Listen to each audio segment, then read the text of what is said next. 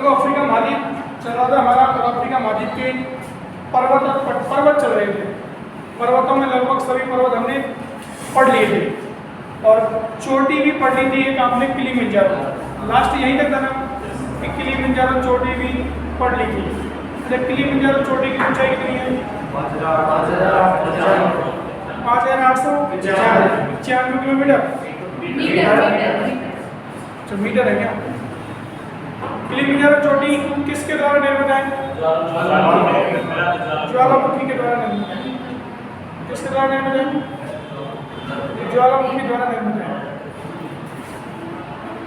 ज्वालामुखी द्वारा निर्मित पर्वत है, इसका मतलब सामान्य पर्वत नहीं है। दूसरा, जो आपकी किलिमंजारो चोटी है किस देश में है? तंजानिया देश में है।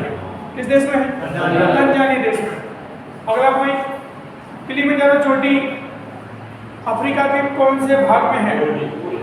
पूर्वी भाग में। तट कौन सा होगा?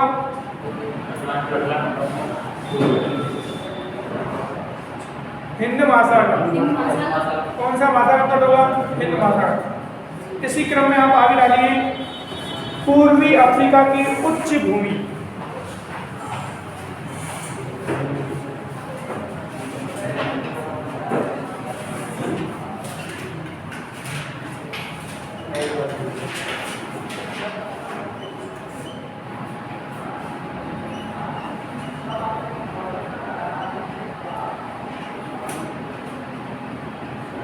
पूर्वी अफ्रीकन उच्च भूमि।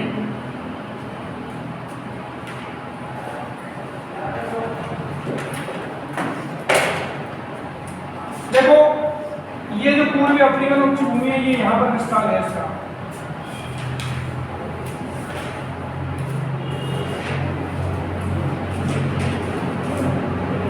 ठीक है, पूर्वी अफ्रीकन उच्च भूमि।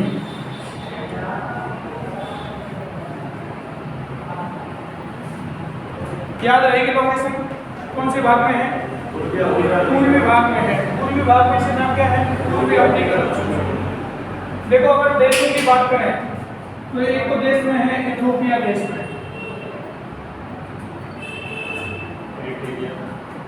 दूसरा है इरिट्रिया में नहीं है, तंजानिया में कुछ भाग तंजानिया का, और कुछ भाग है केन्या का। मुख्यतः ये भूमि इथियोपिया, तंजानिया और केन्या में है। याद रहेंगे तीनों देश, इथियोपिया, तंजानिया और केन्या में पूर्वी अफ्रीकन उच्च भूमि का विस्तार है। इसके साथ में आपको तीन चार चीजें याद रखनी है। ज्वालामुखी निर्मित है। किस निर्मित है?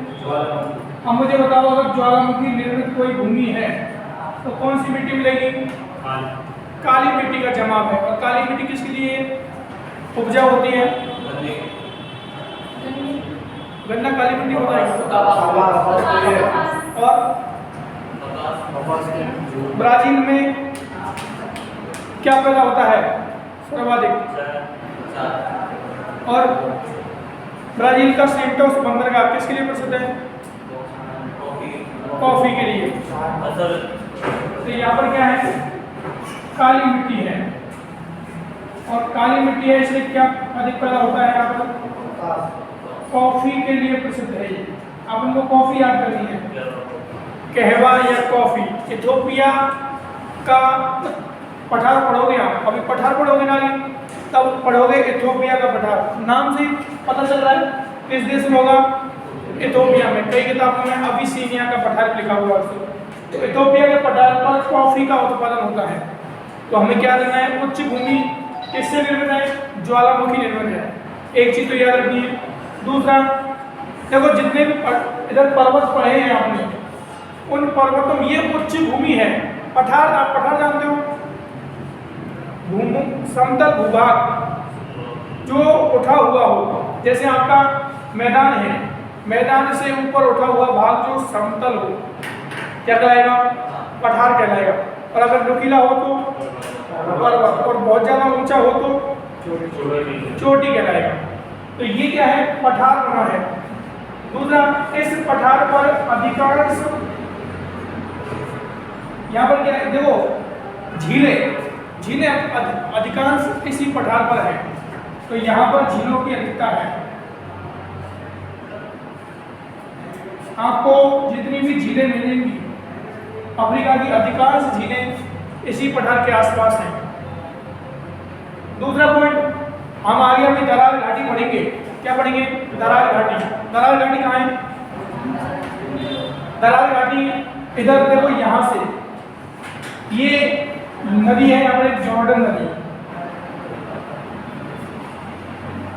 कौन सी नदी है? और यहाँ एक नदी है जेम्बेजी नदी, जी जेम्बेजी, यहाँ जेम्बेजी नदी बहती है। इस जॉर्डन से लेकर और जेम्बेजी नदी तक एक दरारनुमा ऐसी संरचना है। ये क्या है? अफ्रीका की महान दरार है।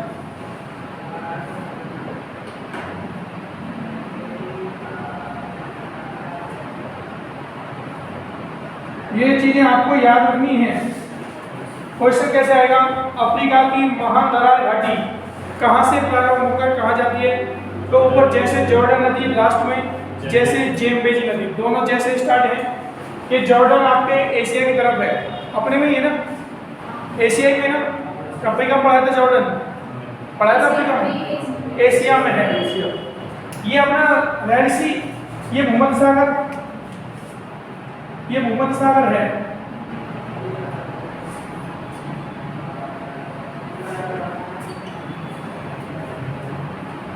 और ये क्या है? लाल सागर। तो लाल सागर से ऊपर जॉर्डन नदी है, जॉर्डन देश भी है यहाँ पर। तो यहाँ से लेकर और यहाँ तक ये दरार घाटी है। इस लगभग 4800 किलोमीटर लंबी है ये, लगभग 4800। देखो आंकड़े ऊपर नीचे हो सकते हैं, कई किताबों में 4850, 45, 56 कुछ भी लिखा हो सकता है, लेकिन आपको लगभग एवरेज याद रखना है, लगभग 4800 किलोमीटर। नदियों की लंबाई भी लगभग एवरेज में याद रखनी है, क्योंकि एग्जैक्ट लंबाई घटती बढ़ती रहती है। ये भी अगर वो दरार यहाँ से यहाँ होगी तो बढ़ भी सकती है, लेकिन आपको याद रखना है कि जॉर्डन नदी से जेम्बेजी नदी का, ये जो अफ्रीका की उच्च भूमि है, ये इसी का हिस्सा है दरार घाटी का। मतलब दरार घाटी के इस साइड में है, इधर नहीं है। ये भी चीज़ याद रखनी है कि जो अफ्रीकन उच्च भूमि है वह दरार घाटी के पूर्व में है, पश्चिम में नहीं है। इसका मतलब ये जो हिस्सा है ये अभी भी क्या है? टूटने के कगार पर है। याद रहेगा, अफ्रीकन उच्च भूमि याद रहेगी। क्यों प्रसिद्ध है? आपको 3 देश याद रखने हैं। क्यों प्रसिद्ध है? इस पर आपको ज्वालामुखी निर्मित काली मिट्टी का जमाव है। यहाँ पर मुख्य झीलें हैं, लेकिन आपके देखो जब झीलें पढ़ोगे आप, जैसे सिर्फ टेगाने का झील पढ़ोगे आप, विक्टोरिया झील पढ़ोगे, तो वो अलग झील है। टेगाने का झील यहाँ पढ़ोगे आप इसे, तो ये जो झीलें हैं टेगाने का, तो जितनी भी झीलें हैं वो सब किसके पठार पर हैं? उच्च भूमि के पठार पर है। तो डालो आप पहला पूर्वी अफ्रीका उच्च भूमि। अरे कल यहाँ एक जनजाति का भी जिक्र किया था मैंने। कौन सी जनजाति रहती है यहाँ? दारफुर का पठार आया था, मसाई जनजाति रहती है। इस पर जो जनजाति रहती है ये मसाई जनजाति आपको याद रखनी है। कई बार ऐसे क्वेश्चन आते हैं, एक तरफ आपको पठार दे दिए, एक तरफ यहाँ पर मरुस्थल दे दिए और एक तरफ जनजाति दे दी, तो एक मरुस्थलों का जनजातियों से मिलान करवा लेते हैं। तो ये भी आपको साथ साथ याद रखनी है कि यहाँ कौन सी जनजाति रहती है?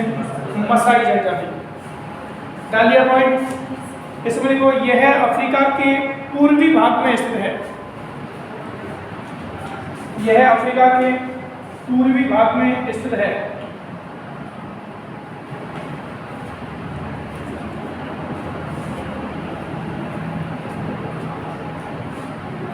किससे निर्मित है बताइए? ज्वालामुखी से। तो लिखिए यह पठार ज्वालामुखी निर्मित पठार है।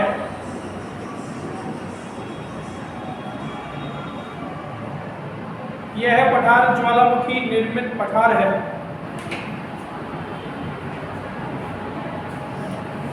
जो कि दरार घाटी के सहारे सहारे फैला है, रिफ्ट वैली के सहारे सहारे फैला है, जो कि दरार घाटी के सहारे सहारे फैला है।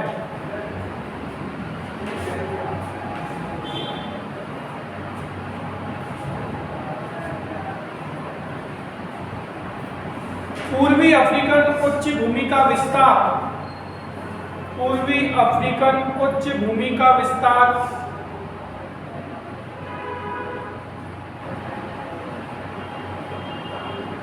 इथोपिया, इथोपिया, तंजानिया, तंजानिया और केन्या देश में है। इथोपिया, तंजानिया और केन्या देश में है।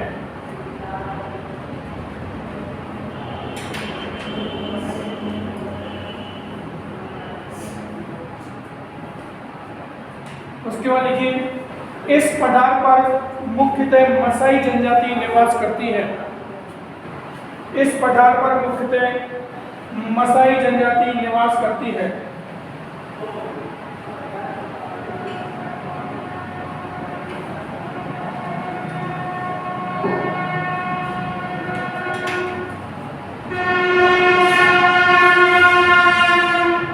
बताइए, जब ये ज्वालामुखी निर्मित है तो यहाँ पर ज्वालामुखी से बने हुए पर्वत मिलेंगे कि नहीं मिलेंगे? मिलेंगे। तो एक लाइन लिखिए, इस क्षेत्र में ज्वालामुखी निर्मित, इस क्षेत्र में ज्वालामुखी निर्मित पर्वत शिखर मिलते हैं। इस क्षेत्र में ज्वालामुखी निर्मित पर्वत शिखर मिलते हैं।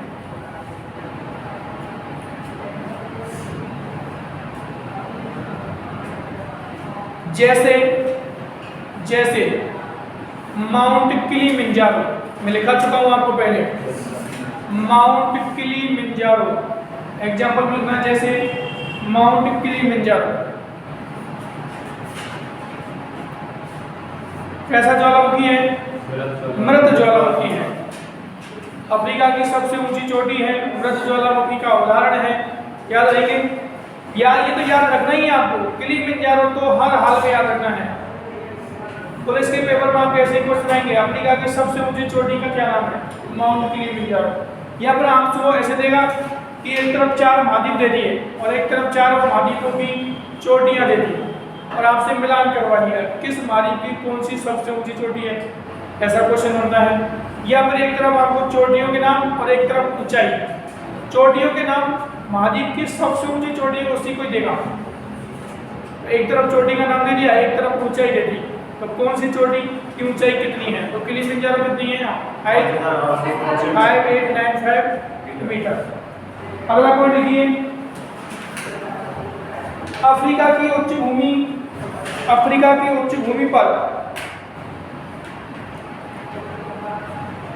अफ्रीका की उच्च भूमि पर दरार घाटी में, दरार घाटी में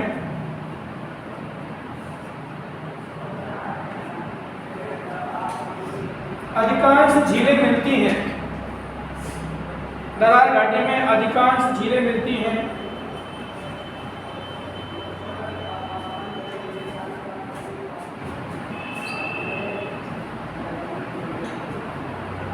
एग्जाम्पल लो, टाना झील,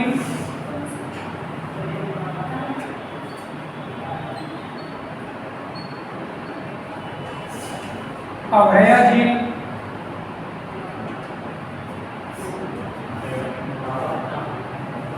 टाना है, टाना झील, अभया झील, एल्बर्ट झील,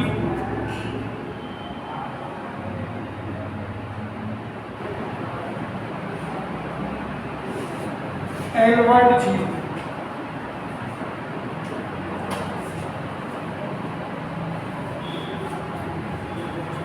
झीलें जब आप उत्तरी अमेरिका पढ़ोगे तो वहाँ एक झीलों का प्रकार आता है, झील माला झीलें, प्रार्थना माला झीलें।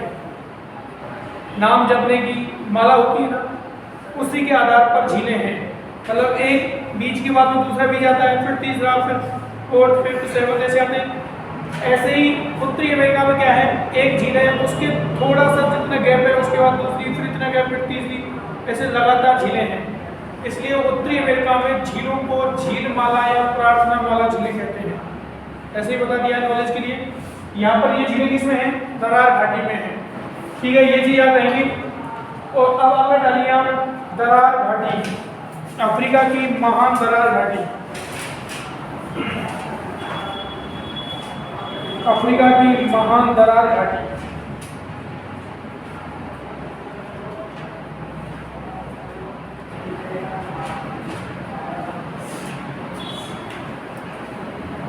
अच्छा, दरार घाटी आप एक चीज बताइए कैसे बनी होगी, मतलब सामान्य सा क्वेश्चन पूछ रहा हूं मैं आपसे कि इसका निर्माण कैसे हुआ होगा। प्लेटों के खिसकने से, अभिसरण से, तो जो प्लेट दूर जा रही है यहाँ पे, अपसरण से हुआ होगा। चलो मान लिया अपसरण क्यों हुआ प्लेटों का, क्या कारण है प्लेटों का अपसरण होने का, ऐसा क्या कारण है कि प्लेटें डाइवर्जेंट हो रही हैं। लेटरल प्लूम तो धरातल के सहारे सहारे चलता है। देखो मैंने आपको संवहनीय धारा तरंग सिद्धांत बताया था, संवहनीय धारा तारा सिद्धांत। तो जैसे पृथ्वी के आंतरिक भाग में जो आपका दो वर्ड यूज करते हैं हम, एक तो लावा और एक मैग्मा। तो पृथ्वी के अंदर जब तक तरल पदार्थ पृथ्वी के अंदर है वो क्या कहलाएगा, मैग्मा कहलाएगा। और जैसे ही वो पृथ्वी की सतह को चीर कर बाहर आएगा क्या कहलाएगा, लावा कहलाएगा। तो मैग्मा का जो भंडार है वहां पर क्या है कि मैग्मा गति करता है, क्या करता है, गति करता है। और गति करने की वजह से वो जैसे जैसे ऊपर उठता है तो हॉट प्लूम्स बनाता है, और जैसे जैसे टकराता है तो लेटरल प्लूम्स बनाता है, फिर वापस लौटता है तो कोल्ड प्लूम्स बनाता है। ये चीज मैंने आपको समझाई थी। इसी वजह से प्लेटों का संचलन हुआ है, ये चीज याद रहेगी। अब प्लेटों का संचलन हुआ तो बल कौन सा हो रहा है, बहिर्जात बल है कि अंतर्जात बल है। पृथ्वी के अंदर जितने भी बल कार्य कर रहे हैं पृथ्वी के अंदर वो अंतर्जात बल है, और पृथ्वी के बाहर जितने भी बल कार्य करते हैं वो कैसे बल है, बहिर्जात। जैसे मैं कहता हूँ पवन, मैं कह रहा हूँ पानी, ये कैसे हैं, बहिर्जात कारक हैं। ये बहिर्जात कारक है जो पृथ्वी के बाहरी हिस्से में क्या है, अपवर्तन कर रहे हैं। जहां अपवर्तन होगा तो कहीं ना कहीं निक्षेप भी होगा, साथ साथ चलती है। आप ऐसे देखो कई बार ऐसे क्वेश्चन आता है कि विध्वंस निर्माण का कारक है।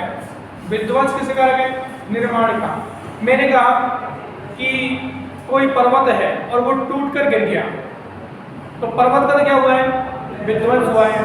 लेकिन जहां टूट कर गिरा है वहां कुछ बनेगा तो सही, अरे उसका मलबा तो जमेगा ही ना, तो वो निक्षेप करेगा नहीं करेगा। तो जो भी विध्वंस होता है तो उसके साथ में निक्षेप जरूर होगा। अरे ऐसे समझ लो ये आपका हाथ कट गया, यहाँ से ये हाथ कट गया, ये जहां गिरेगा तो वहां निक्षेप तो करेगा ना, जमा तो होगा ना। यहाँ तो कट गया, अपवर्तन हो गया, जो भी हुआ, लेकिन वहां क्या करेगा, निक्षेप करेगा। तो ऐसे ही मैं क्या कह रहा हूँ कि ये जो आपकी दरार घाटी है ये अपसरण की वजह से मूव कर रही है।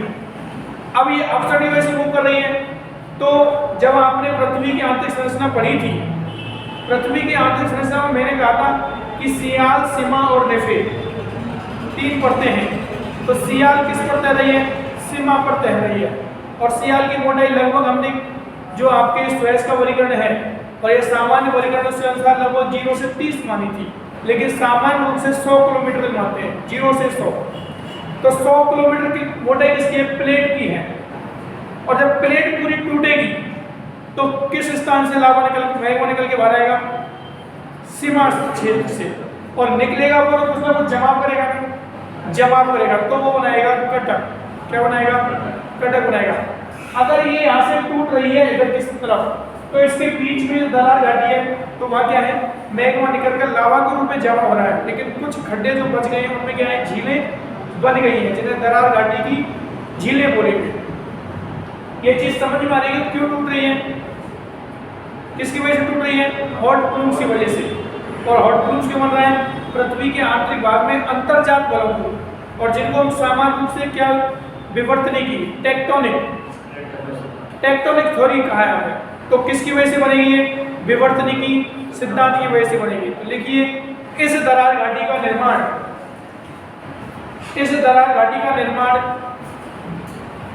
विवर्तनिक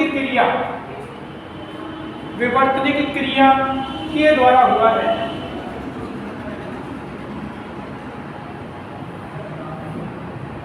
विवर्तनिक क्रिया के द्वारा हुआ है, अर्थात अंतर्जात बलों के द्वारा निर्मित है। अंतर्जात बलों के द्वारा, वापस रिपीट कर रहा हूं, अंतर्जात बलों में लिख लेना, पृथ्वी के आंतरिक भाग में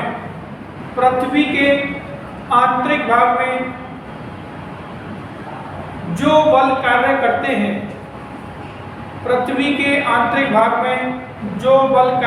हैं, अंतर्जात बल कहलाते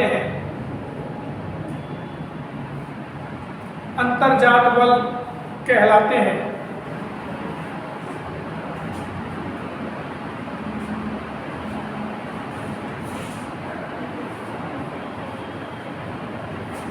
अगला पॉइंट, यह दरार घाटी भ्रंश जनित भूदृश्य है।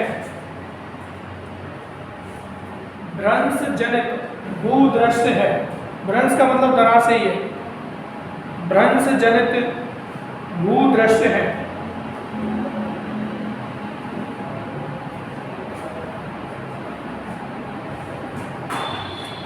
अच्छा, दरार घाटी प्राकृतिक या सांस्कृतिक किस में काउंट होगा?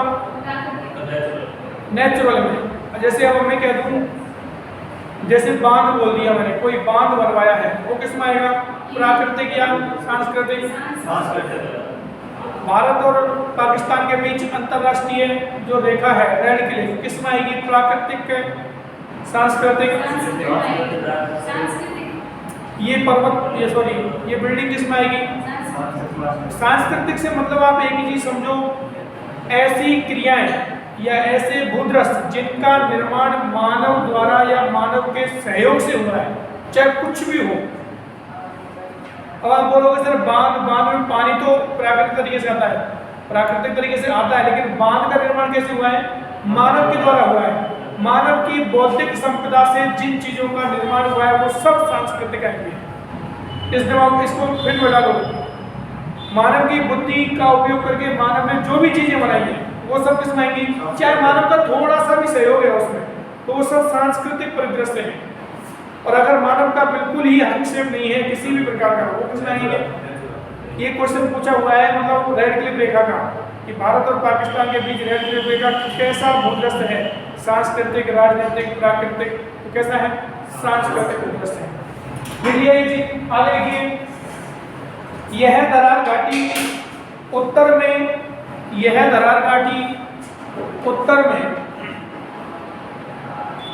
जॉर्डन नदी से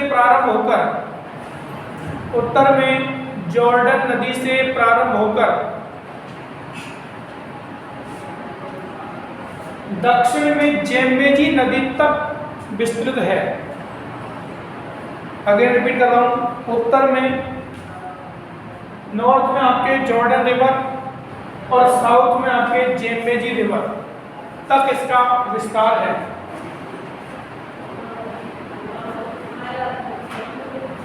यह दूरी लगभग 4800 किलोमीटर है। यह दूरी कितनी है? लगभग 4800 किलोमीटर।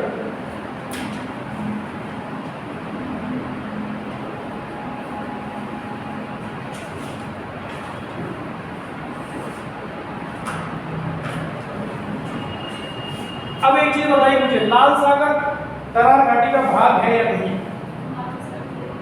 देख लो, जॉर्डन नदी यहाँ पर है, ये लाल सागर है। लाल सागर किस दरार घाटी का हिस्सा है या नहीं? है। तो ये भी नोट कर लो, लाल सागर दरार घाटी का ही हिस्सा है। लाल सागर दरार घाटी का ही हिस्सा है।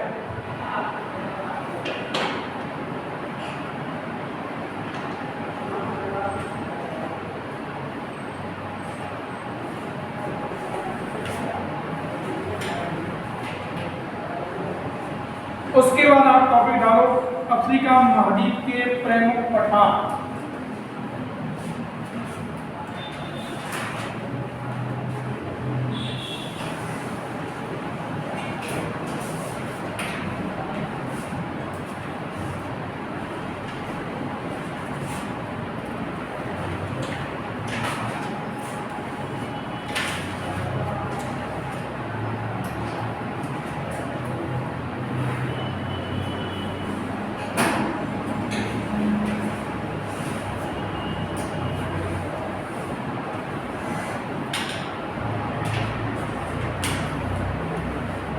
अफ्रीका महाद्वीप के प्रमुख पठार।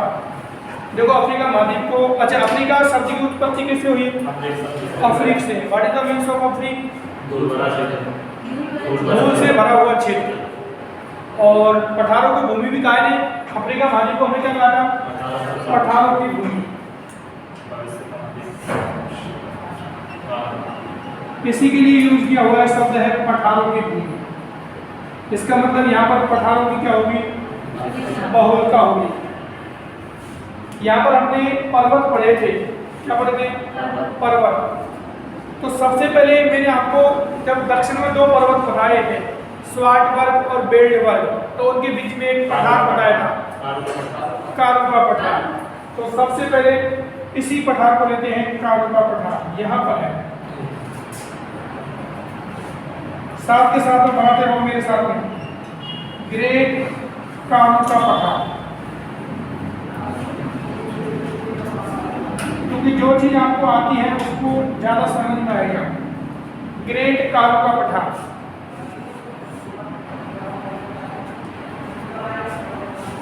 लोकेशन दिख रही है? कौन से देश में हो गया? दक्षिणी अफ्रीका देश में।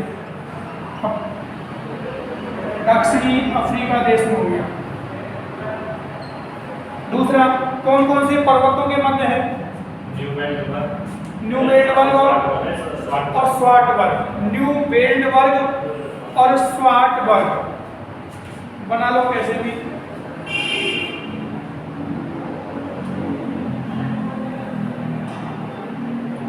न्यू बेल्टबर्ग और स्वार्टबर्ग दो पर्वतें, दोनों के बीच में ये पठार है। सबसे पहले डालो कारुका पठार। इसमें लिखिए आप दक्षिणी अफ्रीका महाद्वीप में स्थित पठार है। दक्षिणी अफ्रीका महाद्वीप में स्थित पठार है।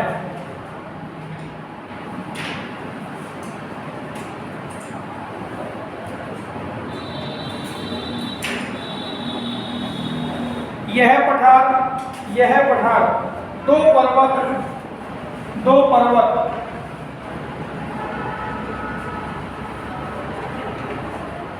यह पठार दो पर्वत कौन कौन से?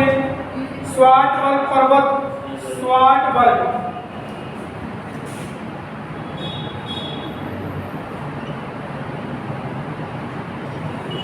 स्वार्टबर्ग पर्वत और न्यू बेल्टबर्ग पर्वत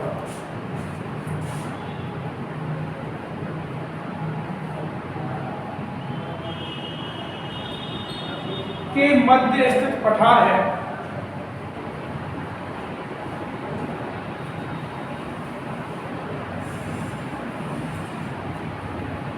अगला पॉइंट, इस पठार से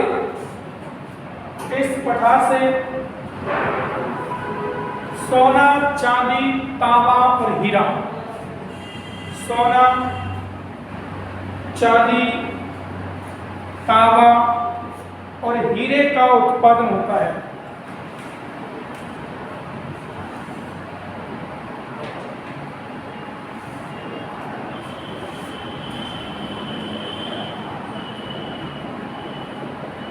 इसी के ऊपर एक बड़ा सारा पठार है जिसे बोलते हैं कटप्पा, नहीं है कटंगा है, कटंगा का पठार।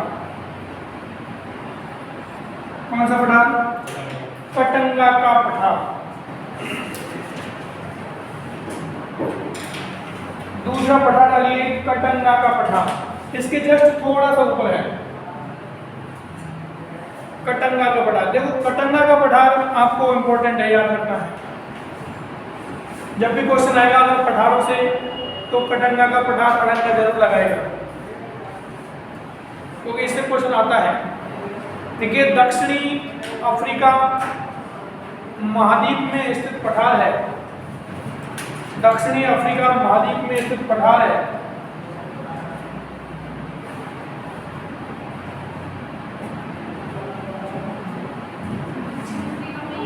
दक्षिणी अफ्रीका महाद्वीप बोला है, देश नहीं बोला मैंने।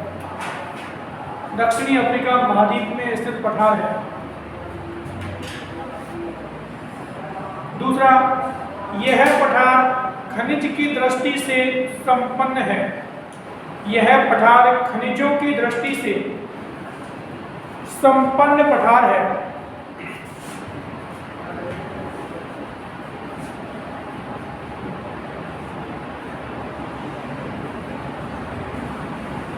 इस पठार से मुख्यतः तांबा निकाला जाता है। वैसे तांबा भी निकलता है, सोना कोबाल्ट भी निकलता है। आप बोले इस पठार से मुख्यतः तांबा निकाला जाता है।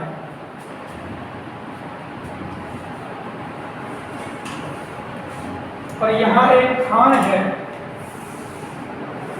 और जिसका नाम है लुबुम्बाशी।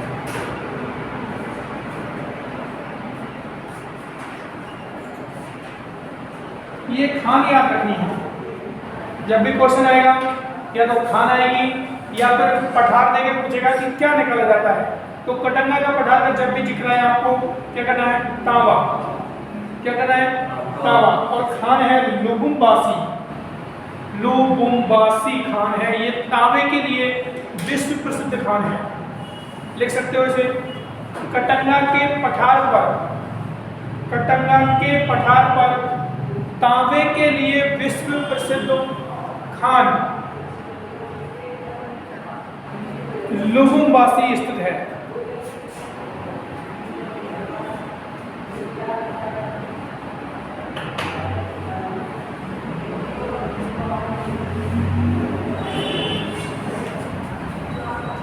दो पठार हो गए, लोकेशन चल रही है ना बराबर, दिमाग में फिट हो रही है।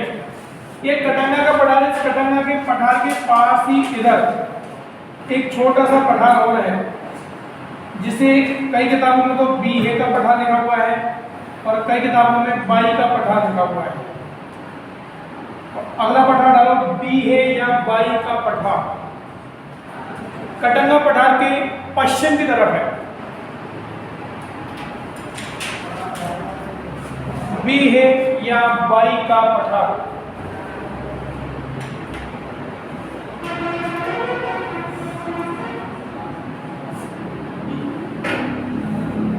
इसके लिए कटंगा पठार के पास ही स्थित छोटा पठार है, कटंगा पठार के पास ही स्थित छोटा पठार है।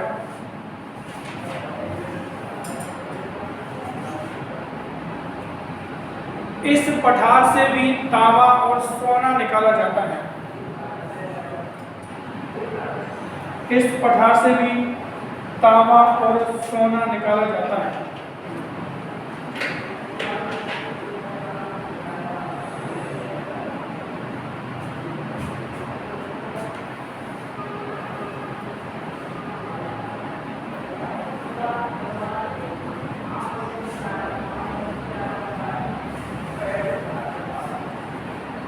पर्वत भी था ना यहाँ,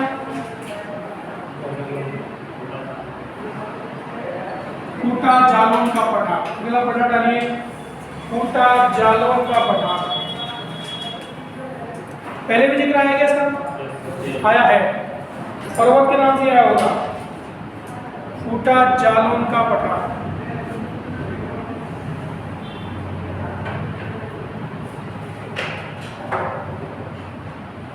अफ्रीका के कौन से भाग हो गया?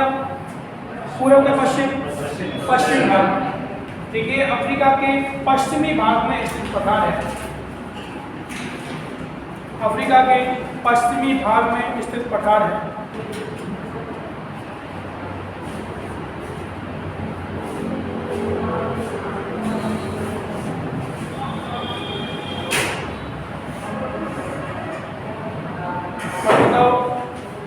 सबसे सबसे मजबूत चीज कौन सी होती है इसे फोड़ने के लिए? पत्थर। पत्थर को किससे फोड़ते हैं? टाकी से। हथौड़े का बड़ा तो क्या होता है? झूमर।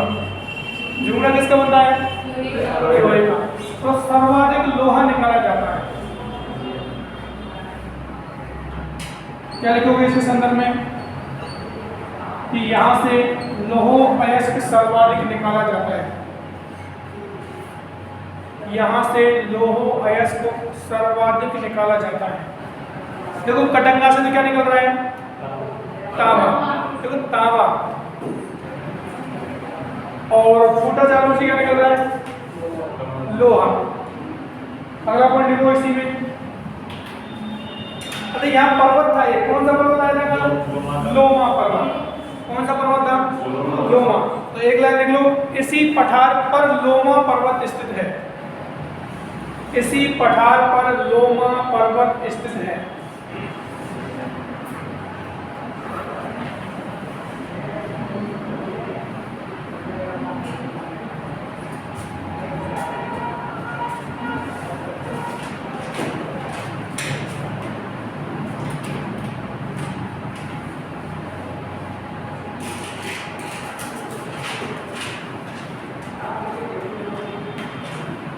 अगला पठार डालो, जोश का पठार। जोश का पठार।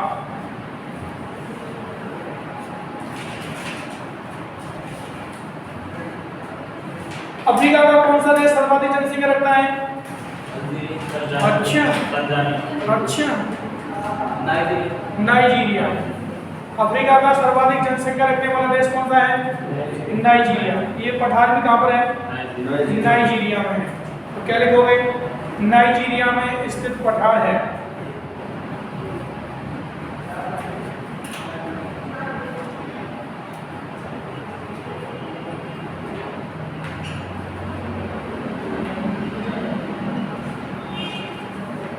किसमें स्थित पठार है?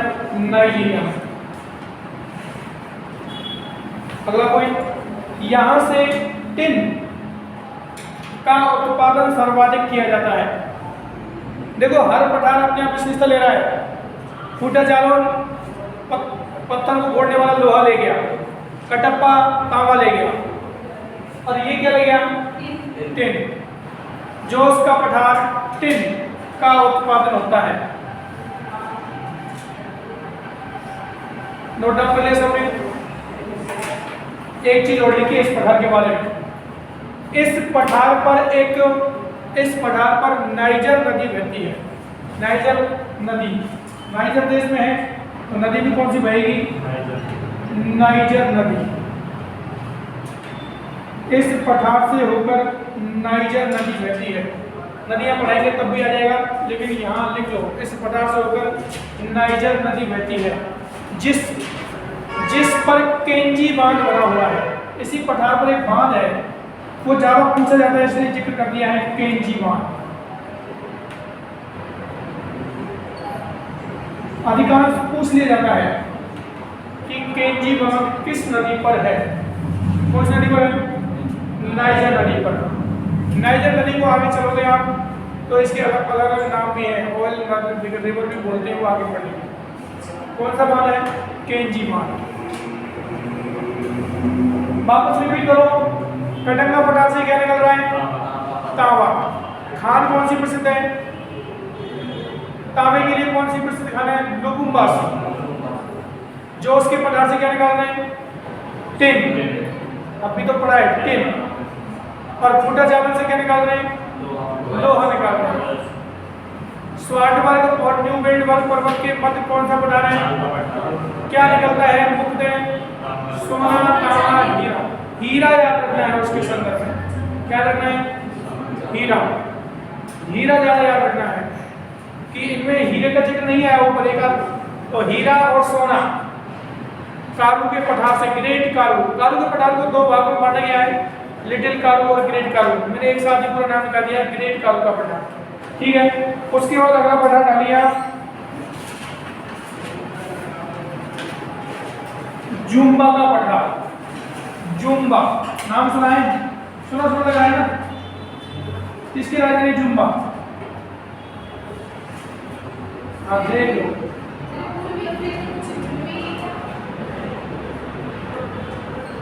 पूर्वी अफ्रीका की उच्च भूमि खुद पठार है, पास में रहेगा। मैंने बोला जुम्बा किसकी राजधानी है? दक्षिणी सूडान की राजधानी है। जुम्बा राजधानी किसकी है? दक्षिणी सूडान की। तो बताइए ये पठार क्या होगा? दक्षिणी सूडान में होगा। क्यों प्रसिद्ध है ये जो राजधानी है ना, इसकी इसी पठार पर स्थित है, इसलिए ज्यादा क्वेश्चन इंपोर्टेंट बन जाता है। इसमें लिखिए यह पठार दक्षिणी सूडान देश में स्थित है। यह पठार दक्षिणी सूडान देश में स्थित है।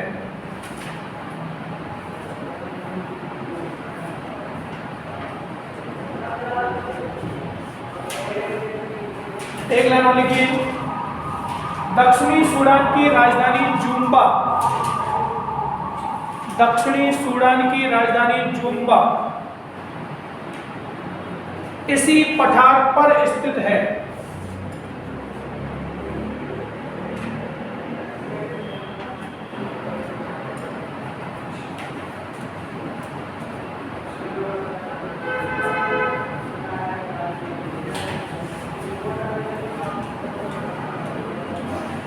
अगला पठार डालिए, दारफूर का पठार। कौन सा पठार? दारफूर का पठार। किस देश से दक्षिणी सूडान को अंदर बना था? किस देश को तोड़कर दक्षिणी सूडान बनाया गया? सूडान को। तो ये तो किस में है? दक्षिणी सूडान में। ये इसके जस्ट ऊपर है तो किस में होगा? सूडान देश में। याद रहेगा, दारफूर का है सूडान में। देखो सूडान देश में स्थित पठार है। सूडान देश में स्थित पठार है।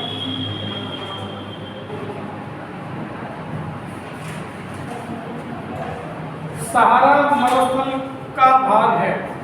किसका भाग है? सहारा मरुस्थल का भाग है।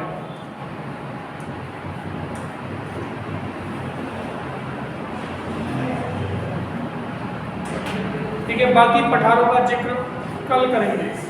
2 4 5 पठार रहेंगे। तिब्रिस्ती का पठार, इथियोपिया का पठार, अबिसिनिया का पठार, बायू का पठार, उसका जिक्र कल करेंगे।